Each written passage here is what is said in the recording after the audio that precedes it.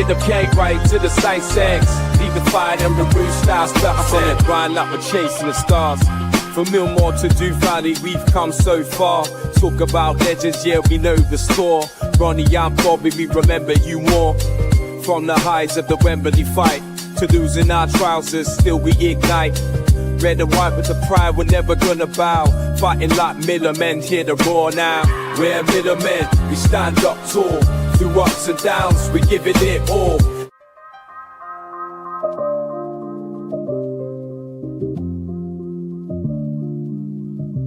For mil more to do. Welcome to the KB Terrace Talk FPL show. Game week 9 is done and dusted. The final game week for October is over, so the manager of the month is being decided, and we have a new winner for manager of the month. Carl has absolutely flopped in October.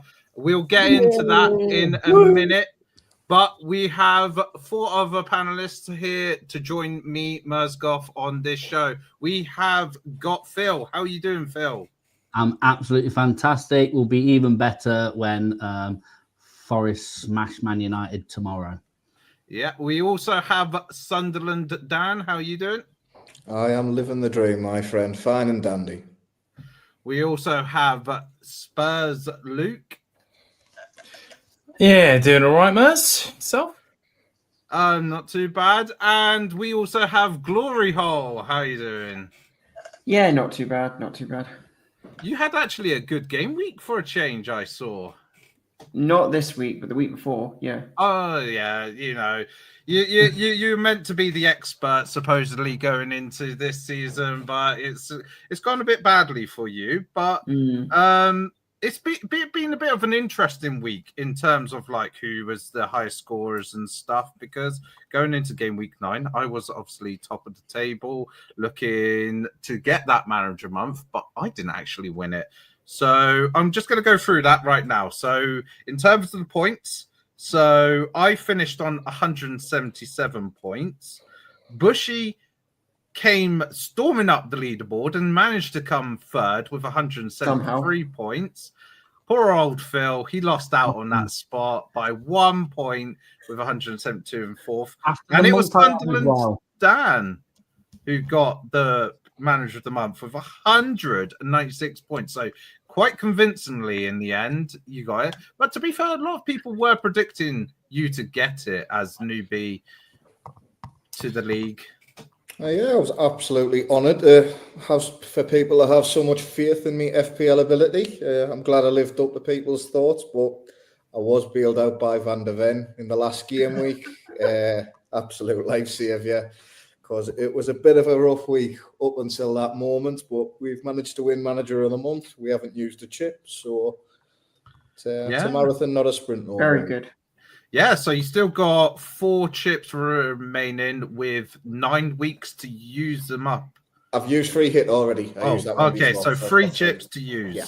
3 chips to use in the last 9 weeks. So we're into game week 9. Let's go through what we're potentially going to thoughts from game week 9 for game week 10. I'm going to start with you, Phil.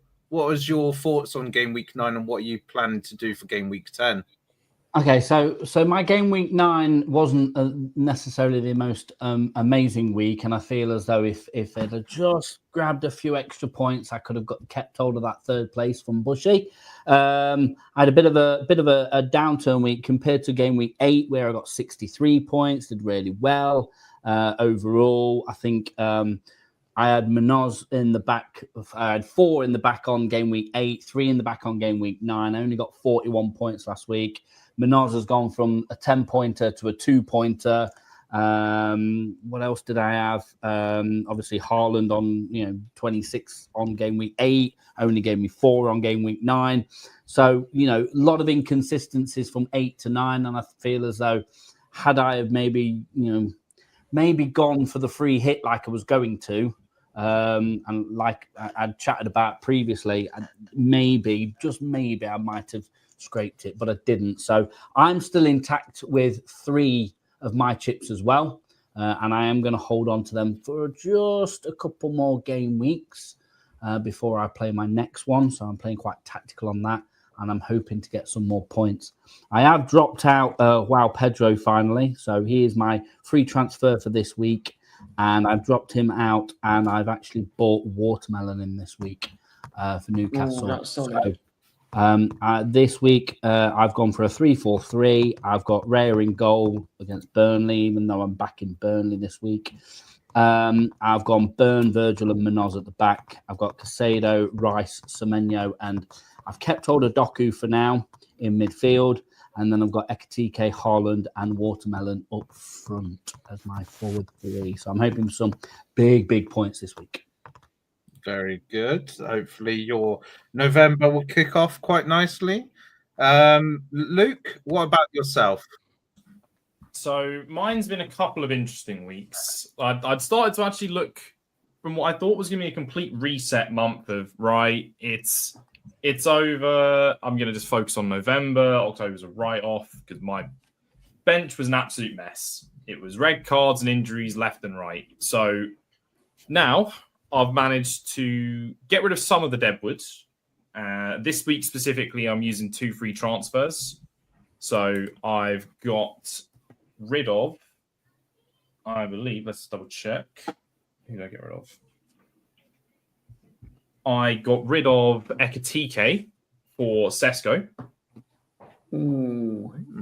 Okay. And then I brought in Embuemo as well. So I'm really committing to this Man United form. I'm really going in on it. And I got rid of. Did you say you want to win in November? Did you say you wanted to win in November, Luke? Well, I've got rid of Kudos, who's not done anything in quite a while, and Ekatike, who fringe Liverpool are struggling. At least I've backed a team that are starting to find some form. Plus, if it goes wrong, we get to laugh at Bushy in the Prem catch up each week, you know? So it's a win-win. Either I get points or I start laughing at Bushy. Yeah, I mean, looking at this right now, a lot of people are feeling the same about Kudos. He is currently the 4th highest player to be transferred out of teams for this game week. So it looks like a lot of people are thinking the same right there. Like, he's not exactly being consistent in terms of the points, although he is probably a main focal point for that Spurs attack, but just not really getting the output. Then GH, what about yourself? So, as you said earlier on, so to begin with, last week, I didn't have a very solid week. I only got 36 points. I think most people had a pretty poor game week last week, and that's mainly because Haaland failed to do anything. So, he was a big part of why I got so many points the week before. The week before, I got 75 points. To be fair, Mateta got a hat-trick, and that really helped me. I'm undecided about Mateta because he's a striker that blows hot and cold. I was thinking about maybe getting rid of him this week and bringing in Watermelon, but at the same time, I think I've got to consider getting rid of Kudos, because Kudos is, as you just said, he's been poor. I've still got Reindeers in my team, which is probably a stupid decision because he gets 1 or 2 every week. So I think I haven't fully decided, but I think I might potentially get rid of him. And considering they've got Bournemouth, that's probably quite a tough match. I did bring in Chalobah from Chelsea last week, who didn't have a good week. And yeah, they ended up losing, as we know. So probably, well, I don't really know if he's going to get many points this week, but I was hoping to see a bit of a change from him. But after this week, he does have Wolves and then Burnley. So that's 2 good weeks to get some points. So hopefully that'll be the beginning of November, starting off a bit stronger than, you know, what I started off October, because October, my defense was so poor. I pretty much just had all 4 million defenders in there. And now I've only got, the only 4 million defenders I've got is Reynildo and Goodmanson. So I'm trying to slowly get rid of those 4 million, I think, because I think that was the biggest downfall for me. Yeah, 4 million coin players are those sort of like fringe players initially. Like you might find a couple of players, like for instance Dubravka, that might be able to pick up the odd points here and there as a goalkeeper. But like outfield player wise, yeah, 4 million coin players, they tend to be like inconsistent in terms of gathering points. In terms of your Mateta, like looking at Crystal Palace's fixtures, you would probably say should be a good. Oh yeah, to points. be fair, Brighton, Brentford, Brighton, and Wolves. That's not bad. Yeah, exactly. So like short term, medium term, probably good little bit of output out there. I know that he's been doing quite well in terms of the XG. Did score obviously that hat trick a couple of weeks ago. But yeah, definitely worth a consideration. And then moving over to that manager of the month, break it down for us. Break that performance. So a little bit on the fence about what to do this week. In recent weeks, I haven't made too many changes. The only real change I made is I've got Zubimendi out for Kudus. The reason I did that, I wanted to get 2 Arsenal defenders in, just the amount of clean sheets to keep. I think it's just 3 points every week. I have, however, got Saliba in there, which is the reason I am keeping my finger on the trigger for the free transfer this week. So I can see he's only 75% to play. So I'm not too happy with my defensive options on the bench, although I do have 4 million in the bank, so I can definitely make changes. Ideally, I would like to get Wood out and get Watermelon in, just because I think West Ham as well, he's almost kneeled on to score one. But I don't want to take minus points, so I am just trying to hold off to that last second just to see what happens with Saliba and see if we get the clear that he's definitely going to play, because I don't fancy putting a Burnley defender in this week. Yeah, I mean, looking at the past few months in terms of the Battle for Manager month, definitely seems like a common trend. In that first week, people take a points hit, because then you're trying to settle the team down and try and battle it out for the remaining weeks within that month. I've been contemplating it myself. Like, do I take a 4-point hit? Because playing that wild card early, like game week 4, I think it was, for myself, I'm noticing a few issues with the team, particularly João Pedro, because he's not really done much for about 4 or 5 weeks now for Chelsea, been pretty much getting 2 points. He is the most transferred out player going into game week 9, and I believe I have actually done that move myself. Let me bring up my team. So obviously game week 9 for myself was terrible. I got 31 points, like not a great one. In terms of like my highest goal scorer for that particular week, it was Raya with 6. We got Senesi with 5. A lot of 1s, 2s. Obviously, Haaland not scoring because everyone's pretty much captaining him. So pretty much everyone was virtually in the same boat there of getting 4 points with him. But for going forwards, I have taken out João Pedro and brought in Mateta myself. I still got Calvert-Lewin in my team from the forfeit. It is a bit of a tricky one, because it's like I've got 1 free transfer, or if I bank it, I get 2. And I'm just like, where do I want to go? Calvert-Lewin is also cheap, so trying to pick up a more expensive player, you have to make some changes elsewhere to fit him in. I would say, looking at game week 10, I look like my team's quite confident. Raya in goal, Maners, Chalobah, Senesi, Saka, Semenyo, Gakpo, Caicedo. I am going to be starting Calvert-Lewin because Brighton haven't kept a clean sheet this season, so I do feel like if he's going to score, maybe this could be the game that he does it. Sticking with Haaland as captain, I think it's just silly to maybe try and go elsewhere, especially with his goal scoring form this season, regardless of the pure fact that he has blanked in game week 9, and then Mateta as the other striker. In terms of an interesting thing, and I would like you guys' opinions on this, actually. In terms of through the first 9 weeks, so quarter of the way through the season, The highest scoring player in 6 out of those 9 weeks, I believe, is a defender. Now, do you think it might actually be worth taking a risk sometimes, maybe rather than going for a Haaland as captain or somebody else, and picking a defender? Because we're noticing quite a few times that team of the week, or in terms of who scored the highest points, is captained or triple captained defender. What's your guys' thoughts on that? Too risky. Yeah, I mean, I did it. I think I did it back end of last season, and I think I captained Burn for Newcastle, and I think he got something like 18 points. I want to say might have been a bit less than that, and that's again purely because I captained him. So I think the risk is there. I think we're early enough into the season. Game week 9, 10. I think you can make that risk. Gloria, you said it's risky, but I think you can afford to make that risk at least for one game week. I mean, yeah.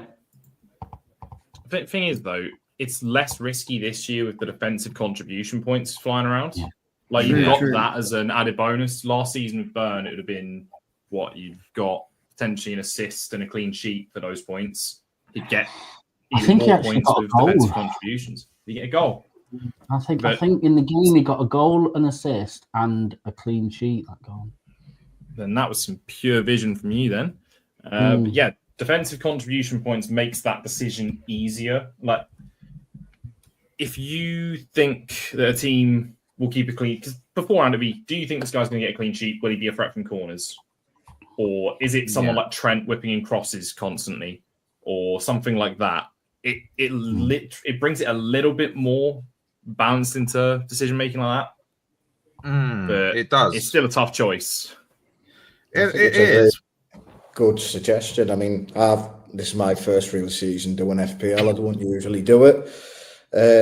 But, Van der Ven, 23 this week. I mean, I'm not saying I would have picked Van der Ven as captain, but when you start running the maths on it, it could very quickly change your week. And I think the good thing about doing that is even if Haaland has a great week at the minute, you don't really pull away from anyone else. You kind of just level out because probably, I mean, you might have the stat, Merce. I imagine 30%, 35% of people have Haaland captained. I think it's way more than that. I think you're probably easily going above 50%, especially like at the moment, like because on the app that I use, FPL Live, it shows you like who's their captain is, and pretty much nearly every single week, except for the people at the bottom of the table, have pretty much got Haaland. There's been one person in one of my leagues that's got Caicedo every single week as captain, which is a bit of an interesting one.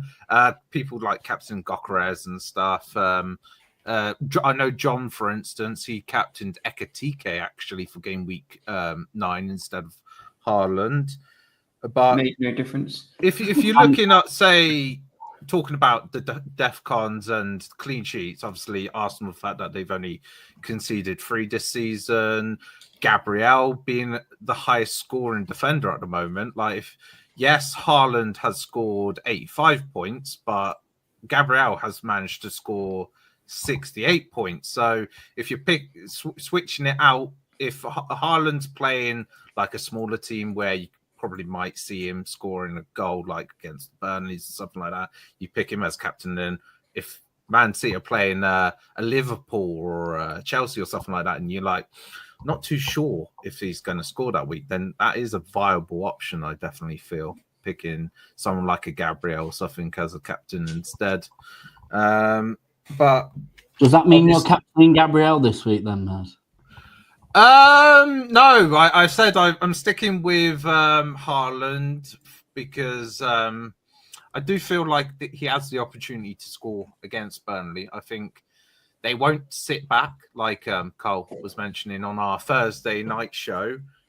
He thinks they play expansive football, so I do feel like there is a goal or two there for Haaland. So it seems like one of those games where I probably would avoid it. But if he was playing one of the top 6 teams, then I would probably more consider uncaptaining Haaland and going for somebody else. Is everybody else captaining Haaland this week? I am this week. Yeah, I think so. I think City Bournemouth. There's just going to be goals. I think it's going to be a great game of football to watch. See, I'm not. I've taken Haaland off my captaincy this week. Okay. I'm toying with the whole defender thing. And I am when you risk it this week, and the only defense you were mentioning Gabriel, but I just think Burnley are a bit on fire at the minute, and I just feel as though Burnley are going to. But this Newcastle West Ham game's tickling at me, so I can't decide whether to captain Watermelon or give it to Burn. Okay, interesting. I think Watermelon probably is a solid one because he's done well recently, hasn't he? He has, but I'm just feeling as though I can't see West Ham getting that many or getting any to be fair. If you get it right, if you risk it and go defence and you're correct, then there's a good chance you'll get more points than a lot of us. What I have gone defence. I am going with the Arsenal game. My only Arsenal defender I do have is Urian Timber, so I'm going in that direction personally. And with you saying Burnley have a little bit of form as well, that might lead to a few defensive contribution points as a nice little bonus, but I still don't think I see him scoring. I'm going with you, mate. I'm gonna make the jump this week, and all this conversation. I've done it right now. I'm gonna stick with it. I'm gonna captain Burn this week.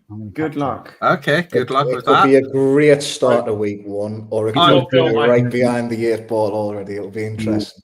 I would say. I hope to see the notification for Dan Burn goal.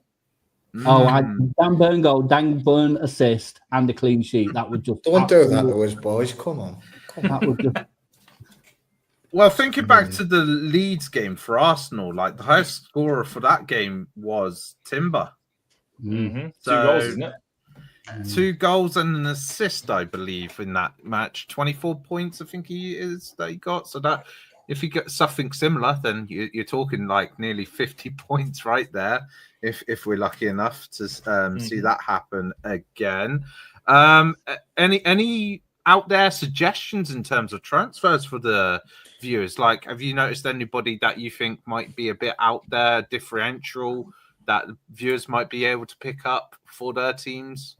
Because everyone's obviously going for the normal sort of players like Haaland, but there's always something different out there. I think, a lot of people don't consider Igor Thiago as a good option, but I think Palace and Newcastle is iffy, but then he's got Brighton, Burnley, until obviously then eventually they've got Arsenal. But for the next 4 matches, I can see him doing quite well. He scored against Liverpool, I believe. So yeah, he scored a few goals actually. So and he's good value. It's perhaps not as out there as GH, but I do think Mbeumo coming in, I think he's really starting to find his legs at Man United now, and I'm still not sure about them defensively, but I do think going forward that he's starting to click a little bit. Yes. See, I'm seeing a lot of people. Obviously, a lot of people have bought Semenyo in and so on and so forth. But I feel as though a little similar situation with Mbeumo. I'm feeling Patrick, Kluivert coming in could be. Watching him play against Forest. He can handle himself, and he could pick up some really good contributions from that midfield on blocks and getting some. Goals, getting some balls back to him, and even some assists. So he has a habit of scoring goals at the minute as well, doesn't he? Yeah. So I'm sitting on the sidelines with him and seeing if I can do some sort of funky magic and maybe drop in Doku and possibly bring in Kluivert in the next couple of weeks. Yeah, not bad. So for me, my sort of more out there one, it's not a good week for it this week with them having City, but Krupi at 4.6 mil as a cheap striker. Looking at some of his more recent weeks, last week against Forest 6, Palace before that 12.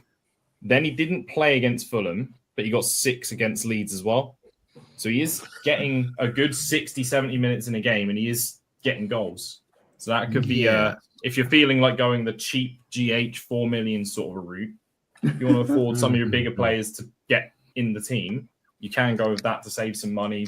Stick him on your bench for a bench boost potentially, and that could be a route. Yeah, What the about- only problem with that is Ivan Nilsson has been injured for Bournemouth, so that's why he's been getting game time, because he was somebody at the start of the season I kind of was thinking he might do well at Bournemouth, but he just wasn't getting game time, so I ended up dropping him. Now he's getting game time again because of Ivan Nilsson being injured. For me, mine is going to be a very cheap defender, a Sunderland player, in fact. I was going to Michele. say, anybody thinking of Sunderland, you know, Nah, Sunderland, Ray minute, Dildo. why are we not bringing some more Sunderland players in? Like Michele got like the highest points for game week 8, I believe, with 17. Yeah, that'd been last week. Yeah, Yeah. when he scored again. Yeah. And I definitely feel like he's been doing well with defensive contributions. Obviously, Sunderland picking up clean sheets and stuff. I feel like he's been a solid acquisition for Sunderland, and definitely one that's gone under the radar because people are more picking up Ballard and Alderate instead for Sunderland. So could be one that can be the differential if someone has got another Sunderland player. It's like the Gabriel situation. Like a lot of people going for Gabriel. But then in these manager of the month situations, you need something a little bit different. And having a Timber or Calafiori could be the difference between like our manager of the month battle. Because we also got 4 games. Because the last few months, we've only had like the 3 games because of the international duty. But we do we do have it again in November. But there is 4 weeks because of the pure fact that we got one very early in terms of the date of November and then one at like the end of November. So it manages to squeeze 4 in for this month. So it'd be an interesting battle. See if I can keep up the top there. We're going to do predictions. Let's do predictions. Who do you think? Let's start with Phil. Who do you think is going to be manager of the month for November? I'm saying myself, I'm coming for the lot of you. Yeah. All right. Okay, Phil's back You're himself. all on watch. You're all on stop. Come on. Luke, what do you think? As much as I really don't believe it, I remember what I said last month, and that I said that I would be the manager of the month for November. So I'm going to have to stick with my guns on that. But if I'm going for someone that's not myself, I'll probably say yourself, Mers. But I know what I said last month, and I'm sticking with myself. Yep. GH? I'm going to go Dan, and not Brighton fan Dan. I'm going with Sunderland Dan because Brighton fan Dan, his team's not that good and he's right near the bottom. So, yeah, Dan had a very solid month. He's still got some good chips left, so I back him to win. Yep. Dan? I'll go Mers. I mean, we were a Van der Ven between you and let's be honest. So I think this month you'll get there. I think you're always there or thereabouts. Yeah, I mean, I would like to back myself, but I've managed to come second or third for 3 Typical months in a row. Yeah, I feel like it's going to be another month where I'm going to bottle it again. I feel like the fact that you've got 3 chips, which I think is like up there. You've got the wild card, which I think is a very important situation right here because like. If there's a fair few injuries, red cards, or anything like that, you've got that freedom. Whereas pretty much nearly everybody else has played that card, so they're stuck with the free transfers and stuff. So, yeah, I'm going to say you, Dan. I think you're going to get back-to-back months. But I think that is going to be it for this show. Obviously, make sure to check out the other KB Terrace Talk shows. We have the Sunday service, which will be the next show after this.